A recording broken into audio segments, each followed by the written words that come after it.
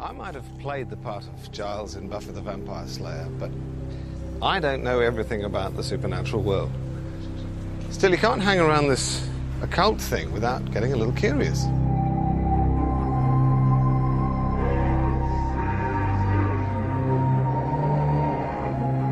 Where do all these supernatural tales come from? I'm about to begin a journey into the belly of a beast that has no body. In this film, I'm going to hell and back to find the truth behind demons.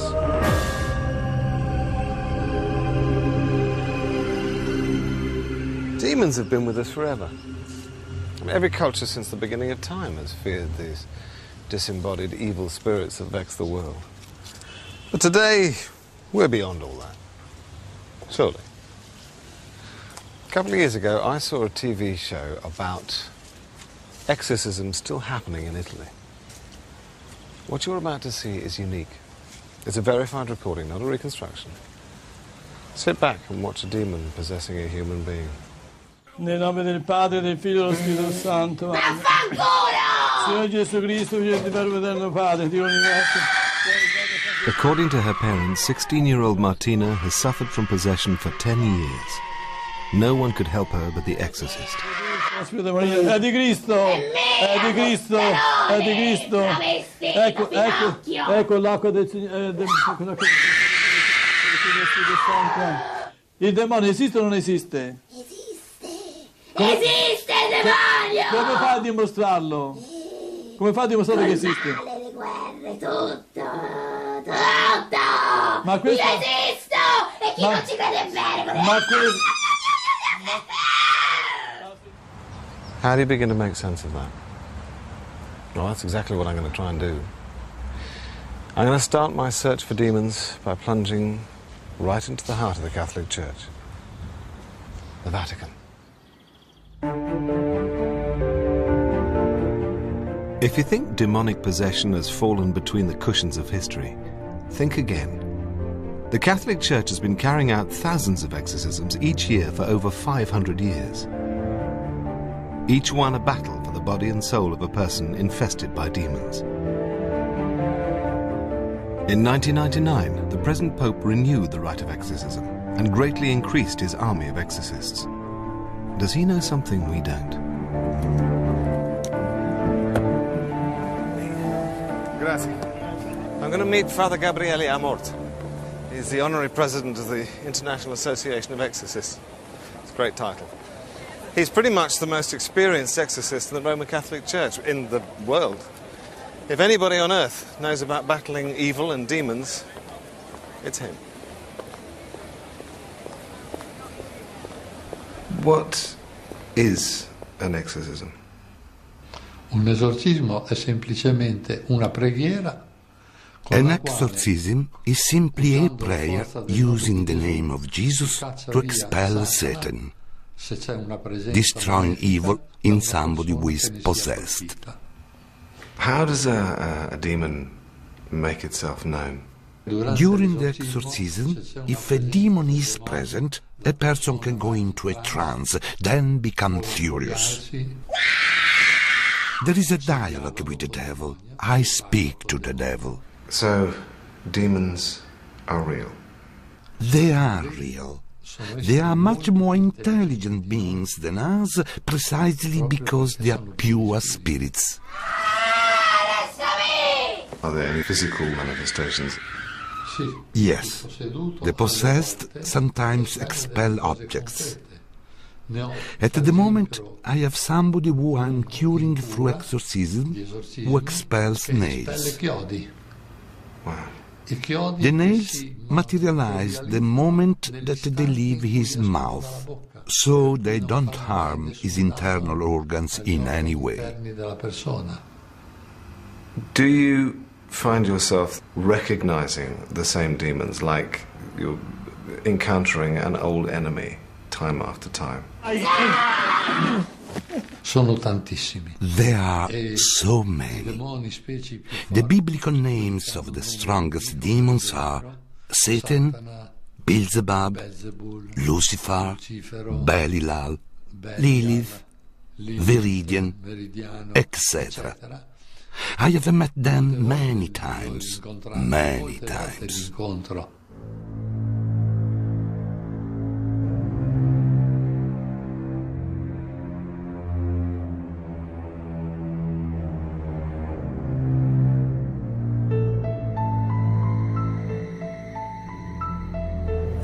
I've heard what the representatives of heaven have to say, so let's check out the opposition. I'm going somewhere intensely hot. I'm going to hell.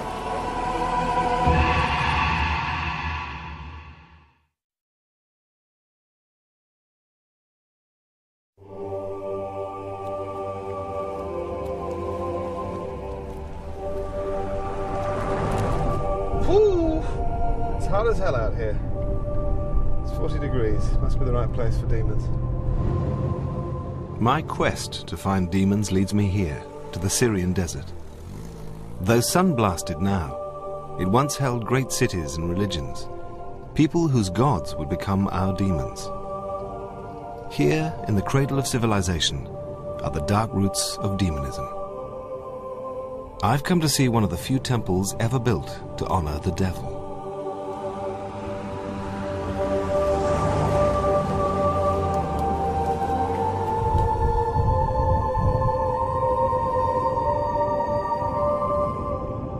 Wow, that is seriously very cool. The site is 5,000 years old, and someone who knows about its history is waiting to meet me down there.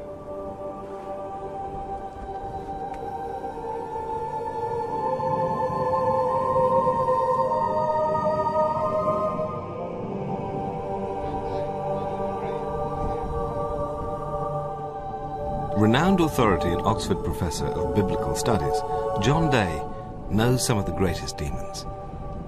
There's Mastema, Belial, but one could perhaps also mention Beelzebul, which later got corrupted to Beelzebub. Ah, Beelzebub's one that you hear quite often, and certainly the most demonic-sounding one. Where's that one come from? That's a really fascinating question, you know. Zabul Baal was a title of the god Baal, about 1300 BC. It meant Prince Baal. The way John tells it, Baal's ghost still haunts these ruins. A fertility god, worshipped for 2,000 years in the Near East, Baal brought the rains to the land in the winter. But during the scorching heat of summer, Baal went down to the underworld. Maybe that's where we get our ideas of hell. Some scholars have even conjectured there might have been some sexual rituals involved with the cult of Baal, but that is actually heavily debated at the present time, and many scholars think this is all a lot of baloney, actually. I think, personally, there might be something. Well, yeah, I mean, it follows that if he was a god of fertility, that usually there was some sexual excitement involved, I would have thought.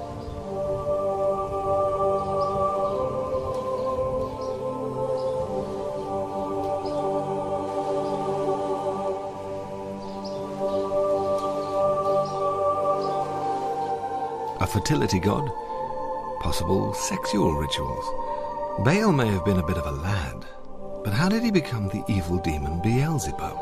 Originally Baal was a very exalted title, but eventually it got cut down to being the name of a demon. One of the leading gods became the name of the leading demon. It seems the Jews, then the Christians, took all of Baal's good qualities for their own god and ascribed all the unpleasant things to Baal. The name got altered in later manuscripts to Beelzebub, which means, funny enough, Lord of the Flies. That's where the phrase Lord of the Flies comes from, believe it or not. Fascinating, isn't it? And so in a sense, this was a way in which people could say the enemy was dung, you know.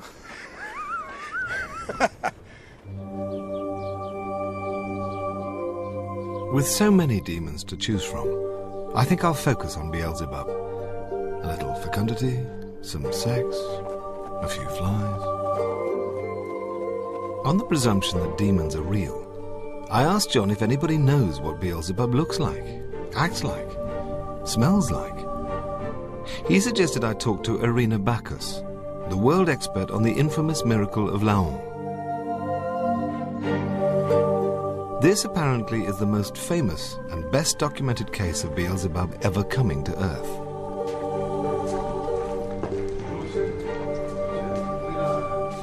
Reading about Beelzebub's little visit, it seems he slipped into our world through the fragile body of a French girl named Nicole Aubry.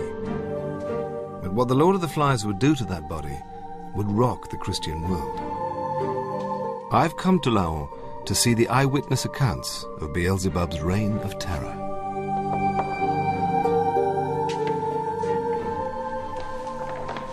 What is this? These are all copies of the official account that was commissioned by the King of France at the time in August 1566, contemporary with the events, or shortly after the events. This is 500 years old. Yes, about, yes. She wasn't terribly attractive. Well, no, at this point she wouldn't be, because she was disfigured by Beelzebub. Yes. Here her back is arched right over. She would arch over backwards, which is an incredibly difficult thing to do, so you couldn't see her head. Oh, I can do that. Here she's being held down. Every time she was, in fact, superhumanly strong, so that several men had difficulties keeping her down. How old was she? She was 16. She was already married. Her husband and her family were present throughout.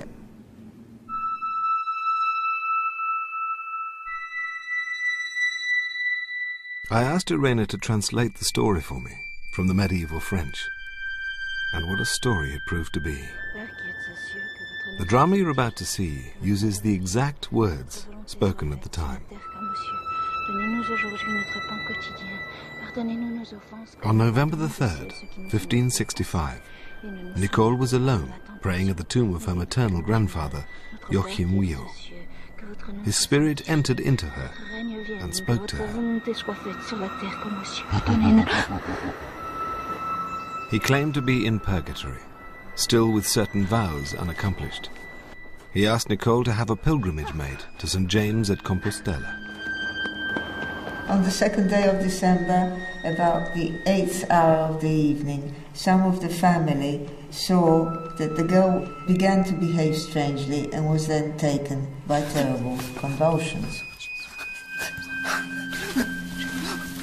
Nicole said she had fits because her parents hadn't done the pilgrimage yet. Not wanting to spend the money, her parents had just pretended to go.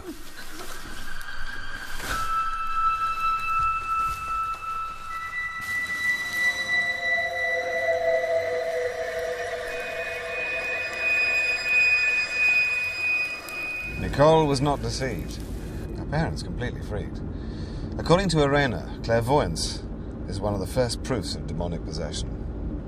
I got the alarm bells ringing. It's the first of the 6 steps in an exorcism.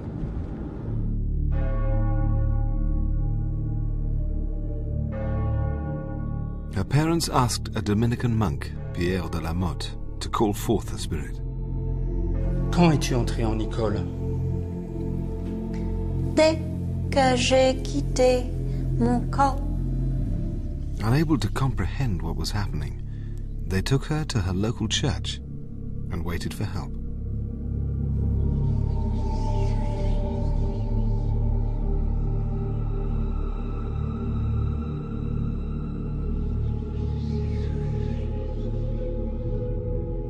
January the 4th, 1566, Jean de Bord, the Bishop of Laon, arrived, determined to get to the bottom of this increasingly strange case.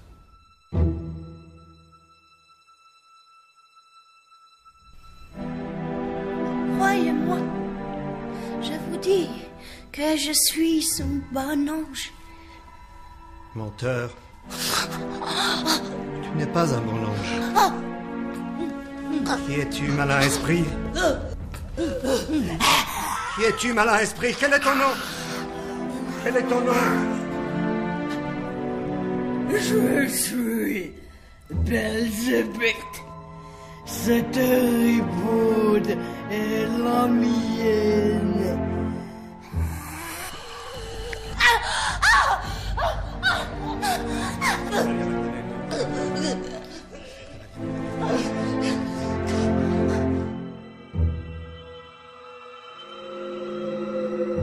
The fame of her possession spreading, Nicole, or should I say Beelzebub, was paraded through villages until she was brought here, Laon Cathedral, on the 24th of January, 1566.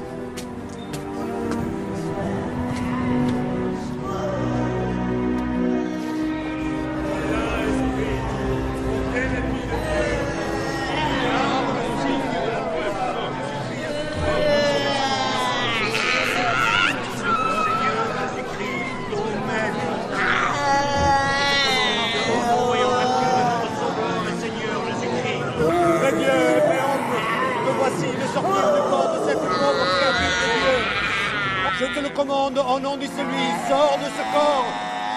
2,000 people a day witnessed the spectacle for over 2 months. The exorcisms always began by using holy water, the sign of the cross, and other holy objects. But far from expelling it, they only seemed to inflame and anger the demon.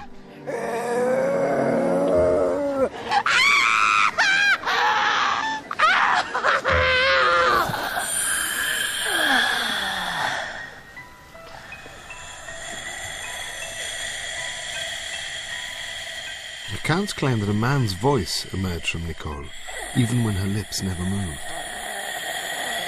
Hey, Marguerite!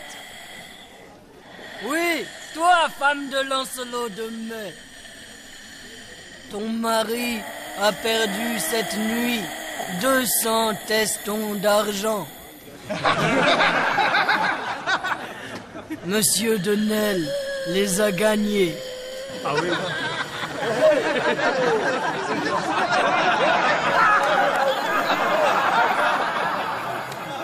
As Beelzebub, the possessed Nicole was constantly accusing onlookers of secret sins, accurately. And what made this even more surprising was that these were unconfessed sins, unknown to anyone but the sinner, and led to thousands wanting to confess to a priest before their innermost secrets became public at the exorcisms.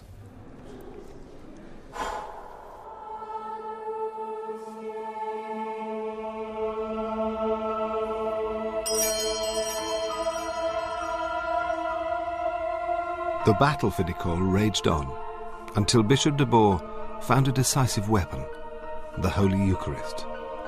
The wafer the Catholics believe is changed into the body of Christ during Mass.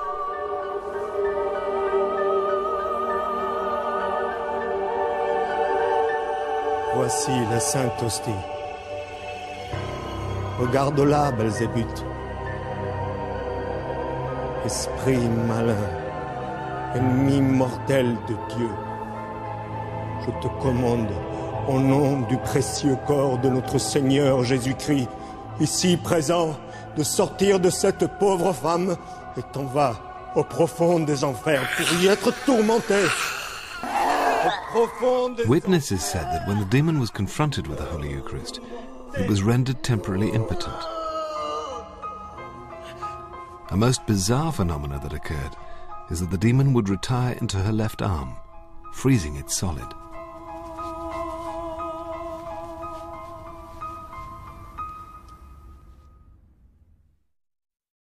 Elle ne veut pas desserrer ses doigts. Il n'y a que la force du précieux corps de Jésus-Christ qui le fera sortir. Mais qu'est-ce qu'on peut faire? Il faut continuer. Continuer jusqu'à la fin. D'accord, je m'en réfère. Once she had swallowed the Eucharist, Nicole would become rigid and insensible. The public were invited to handle her and stick pins into her flesh. Et par la force du corps de She seemed to feel nothing. Je te commande, au nom de Dieu. This was extraordinary spectacle. It may seem barbaric to us, but to the people of the time, this was living proof that demons exist. And with it came the proof that God exists too.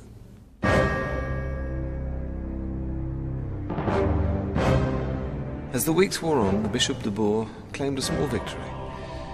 Nicole recovered her sight, speech and hearing. But not for long. Oh, malin esprit, mortel ennemi de Dieu, regarde le précieux corps de Dieu. Ôte-moi ton jaune blanc.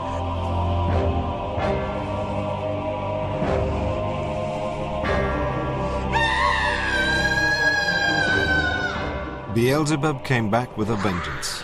with 29 friends from hell. The 30 demons repossessed her up to 50 times an hour, desperate to remain in Nicole.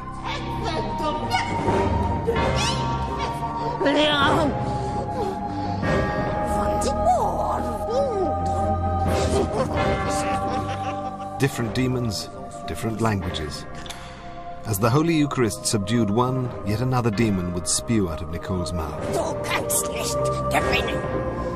Auch wenn du mich dazu bringst, sie zu verlassen, komme ich zurück, wann immer ich will. It seemed a demon's only alternative to being in a living victim was to suffer in hell.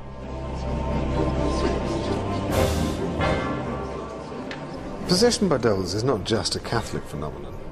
Over the ages, scores of cultures and faiths have documented the proofs that differentiate between demonic possession and disease. Nicole manifested virtually every proof. Eyewitness accounts of Nicole's exorcism attest to the most spectacular proof of possession. Beelzebub was a consummate showman.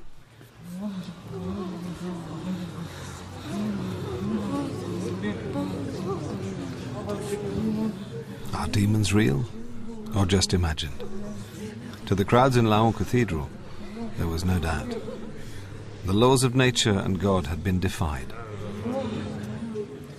The question was, would God really have the final say?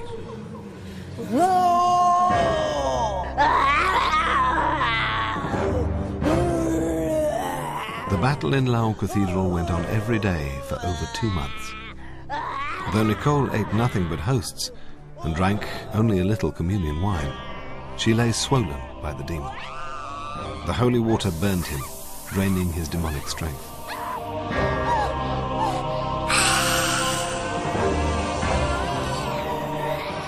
But Beelzebub flared up in a titanic rage. He struggled so violently, Nicole's bones were snapped like twigs. Though frightened and exhausted, Bishop de Beau's faith in the power of the Eucharist was his only hope. He never gave up.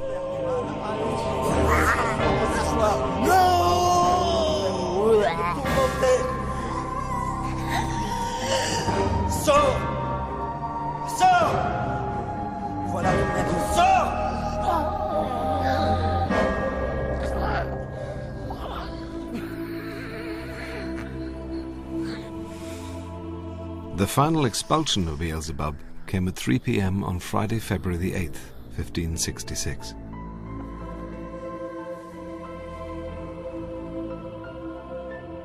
The sign of his final defeat was to be found in the recuperation of Nicole's left arm, that had been paralyzed since she first became possessed.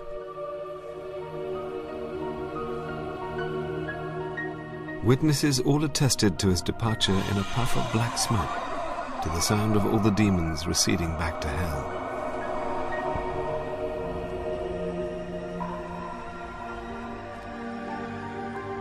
Nicole was left physically broken and holding on to her sanity by a thread.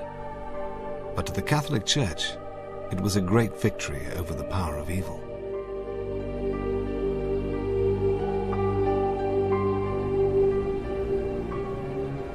One cannot help but wonder if the miracle of Laon was all that it seems. Was it all a hoax?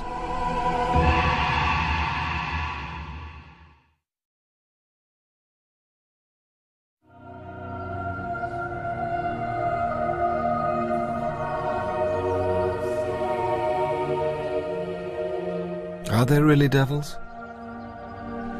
I've travelled from the origins of European demons in the Middle East to the Vatican so far. And I've looked into the spectacular possession of Nicole Aubry in 1565 here in Laon, France. But did the demon Beelzebub really possess Nicole? I want to question historian Irene Bacchus further about the miracle of Laon. How was Nicole described as a little girl? She was described as lourde d'esprit, which is, in other words, not very bright. She was brought up at a convent in Montreuil. She spent 7 years there, apparently. She was obviously someone seeking attention that she perhaps did not get at home. Tu sais quoi? Frère Martin est nu sous sa soutane.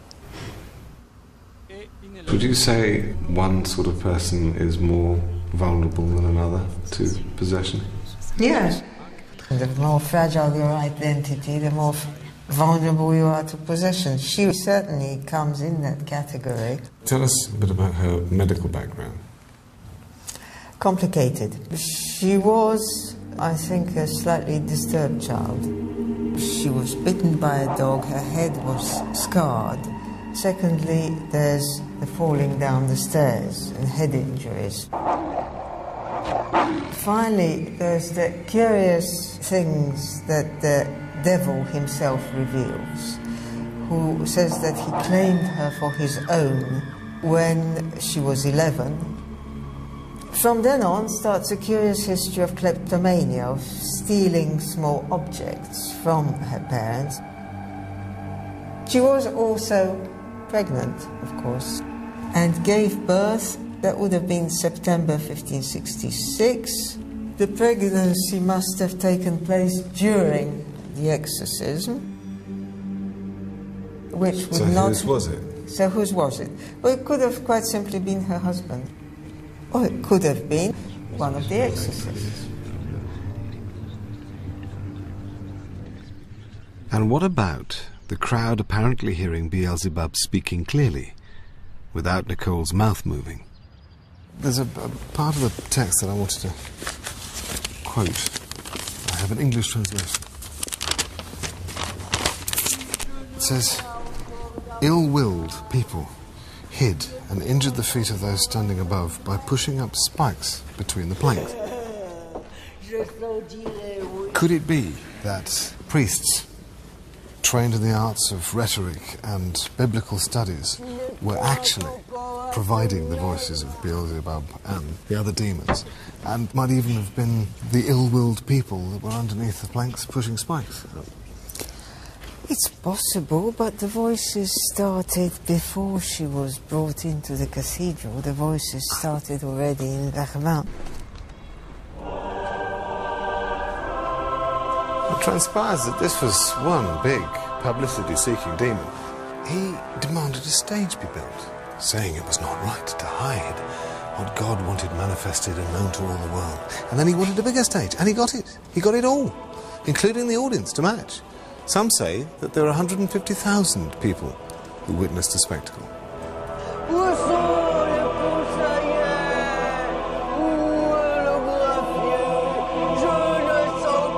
Those recording the events gave Beelzebub a very Catholic dislike of the new Protestant faith, especially the Huguenots. What was that about? French Protestants, yes.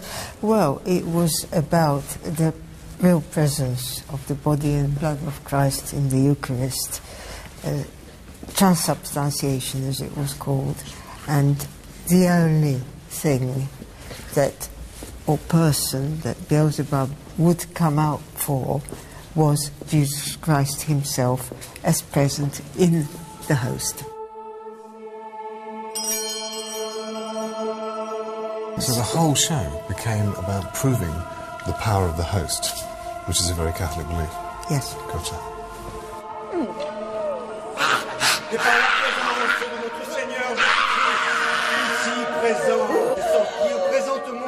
Irena points out that holy water, the cross, and the usual religious objects only angered the demon.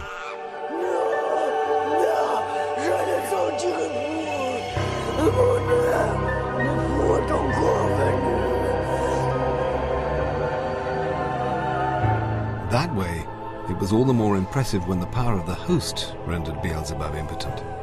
Stunning and irrefutable evidence of the power of the Eucharist.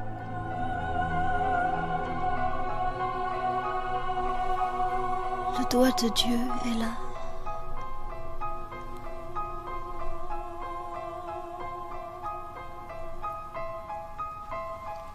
Perhaps the true significance of the miracle of Laon was that it was a major victory in an ideological war.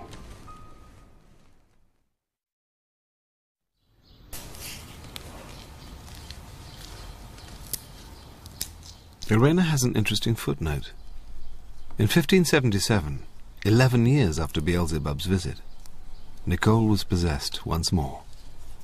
She went temporarily blind, but this time the church didn't need her. She'd served her purpose. There were no crowds, no one recording it, no attention. Makes you wonder. So was this all just political theatre? And was Nicole a willing puppet at its centre? If so, who was pulling her strings? Beelzebub or the Catholic Church? I've got a few more questions to ask the Vatican's chief exorcist.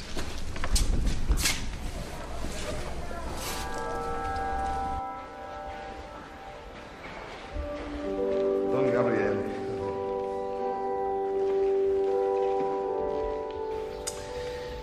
Thank you for seeing me again, Father. Just a few more questions. Critics would say that possession can be explained away by psychiatric disorders like multiple personality. What do you say to them? During those exorcisms in which one can determine if a person is possessed or if the person is psychologically ill, strange things can occur. For example, the person speaks languages that he absolutely does not know, that the person knows hidden things that he cannot know, that the person levitates. I once had a farmer who had to be held down by 6 men. He was so furious, and during the exorcism he levitated roughly this much. Do you refer possibly possessed people to psychiatrists? Yes, I do send people to psychiatrists. In fact, I have a joke in man. When I see that a person is not demonically possessed, I say, "You have no devil. If you have problems, go find a good vet."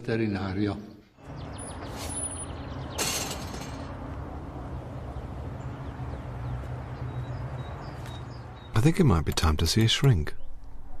A man with extraordinary experience of what some call demons. Dr. Sanderson. That's right. Good to see you. Glad you're here. How are demons and possession viewed by psychiatrists today? With a great deal of skepticism. I don't myself use the term demonic possession. I've never come across a case, if indeed it exists. So I prefer to use the term spirit attachment rather than possession. The spirits which most commonly influence people are human spirits. The spirits of people who've died, and the spirit, instead of going on into the light, into the spirit world, has, for some reason or other, stayed behind. So you speak with spirits? Well, I can play you a tape of one of my patients, and then you'll have a much better idea of what actually happens.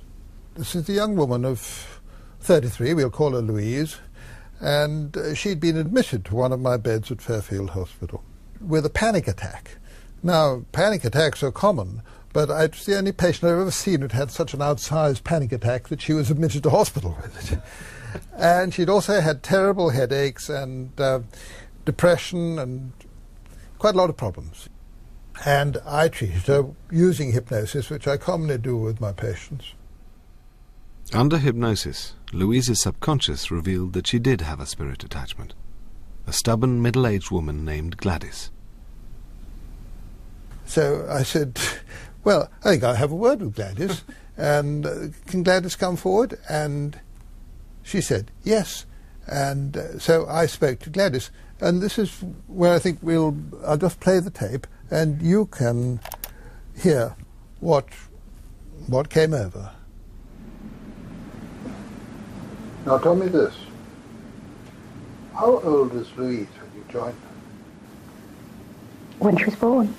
See, at the moment of birth or before? No, when she was born. At the moment of birth. At the moment of birth. I see. These are Dr. Sanderson's sound recordings of actual sessions, where the voice of the spirit Gladys spoke through his patient, Louise. Do you feel that she's going to need you for much longer? Yes. All her life? Yes. I see. Well, it's really nice to talk to you.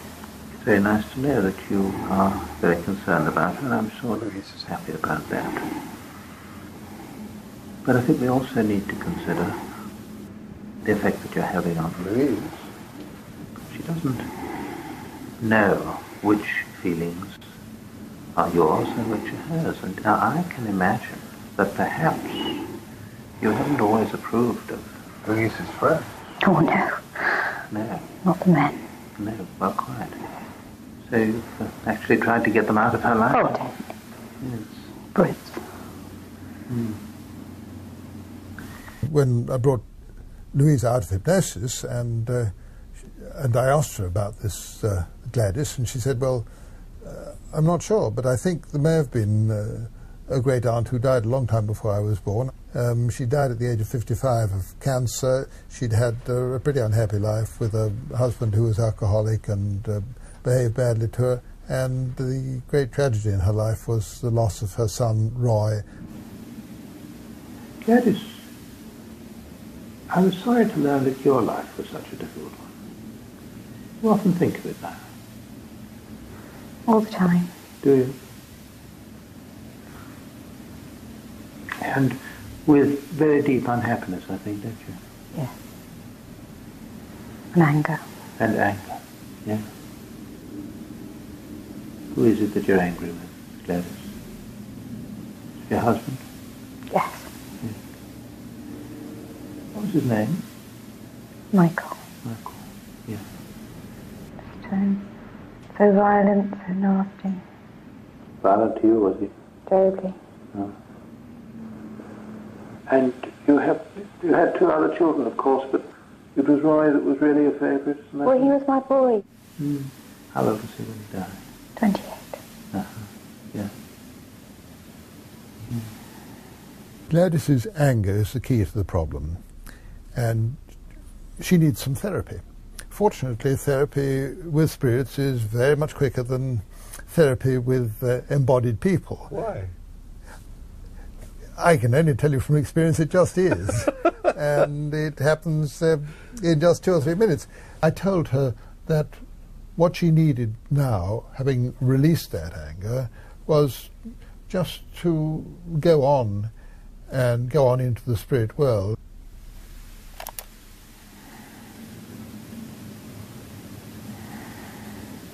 Now think back to the time with Roy. Think how proud you were as a young mother when he was born. Isn't that a wonderful time? So proud of yourself. At last, the boy. And he grew up so beautifully and you were so proud of him right through his childhood. And then as a young man, was he very good looking? Was he? Yeah. You were in love with him, weren't you? Oh, he was wonderful. Yeah. And then the accident, and that made you so sad. That's what really broke you, didn't it? Made you so unhappy. But Gladys, do you know something? When you decide to leave Louise and go into the light, you can be with Roy again and meet him again. Did you realize that? I'm sure that Roy will come and meet you and take you into the light, and that's going to be a wonderful experience for you. So, Gladys, I'd like to suggest that now is the time to leave that anger behind. Just have the experience, gently rising up out of your body, leaving behind the anger at your early death, leaving behind the anger with Michael, leaving behind the anger at the loss of Roy. Just rise up out of your body.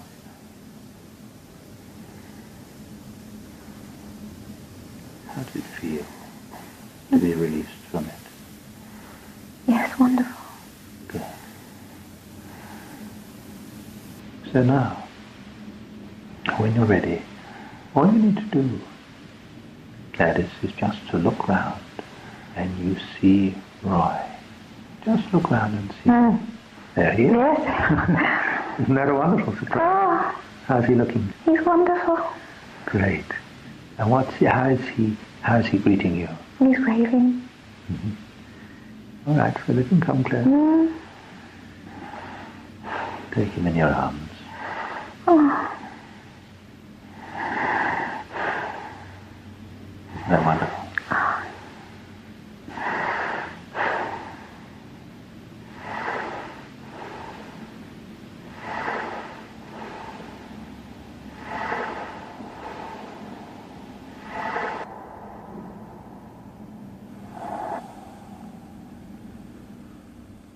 Cool, it's truth. Well, that's cool. It was a very moving experience for Gladys and for me. Yeah, me. Yeah. It's it's truth. It's quite some years since I listened to that, but it's good to hear it again. And once a spirit goes into the light like that, they don't come back. When I first started this work, I didn't do it so effectively, and one or two did come back. But if you can be sure that they really go, then they go. Yeah. And it's always worth checking once you've released spirits and you think it's all finished, then you ask again, is there anyone there? And that's what I did. But some spirits are not so benign.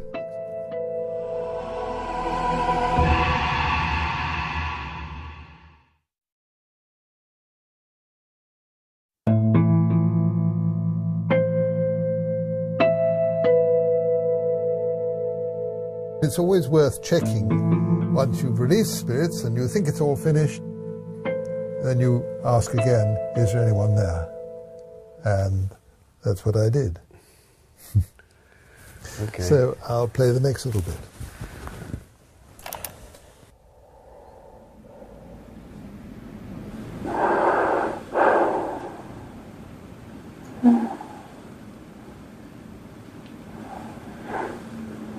How does that feel, Louise? She left you now? Yes, she's gone. I feel quite happy for her. That's nice. Just speaking out to your subconscious at a deep level, I think you'll just check and make sure and see whether there's anyone else with you, if it can happen. Subconscious? Just please answer through Louise's fingers. Subconscious? Is anybody else with Louise now? Is there anybody hiding, possibly? There is. I see. Is there more than one person? Louise? No. More than two people with Louise? Yes. So there are two people with Louise?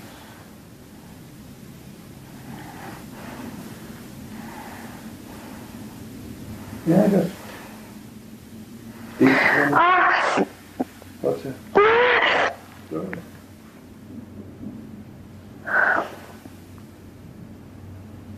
Please, just be on your guard. Well, something was happening, and that was a bit of a surprise to me. In all, she had 4 spirits with her, and having released them, she was really transformed. Yeah. I didn't have to do any more therapy with her, and she lost all these symptoms, the headaches, the panic attacks, the depression, and she also lost, I don't know what, 8 or 9 kilos in weight. I'm not quite sure what that was related to. In a month or 6 weeks, quite quickly. Wow. Though Louise declined to be interviewed, she's now completely recovered and living a normal life. thing that strikes me most about the spirits that Dr. Sanderson exercises in his own very gentle way is their humanity. And Gladys being released from her anger and her joy at joining her son that she loves so much. Perhaps demons are just lost, sometimes angry spirits, not so different from us. They're people, just without the body. It seems to me that the demons may already be in us. Nicole Aubry wasn't so unusual. Anyone could lead themselves to a demon. Perhaps you recognize the voice of the demon. It starts as your own will. To be naughty, selfish, even a bit cruel. It's familiar, and the pleasure of giving in to the voice is real. And the pleasure grows as your regressive acts grow. And your acts grow as the voice grows. Until one day, it's too late. The voice has you. There is no more pleasure. There is only the voice. You try to fight it, but it's too late. It's too strong. You get smaller and smaller, like you're falling into a black hole. And then you're gone. The demon has your life, your body, your soul. Of course. Everyone knows there's no such things as demons.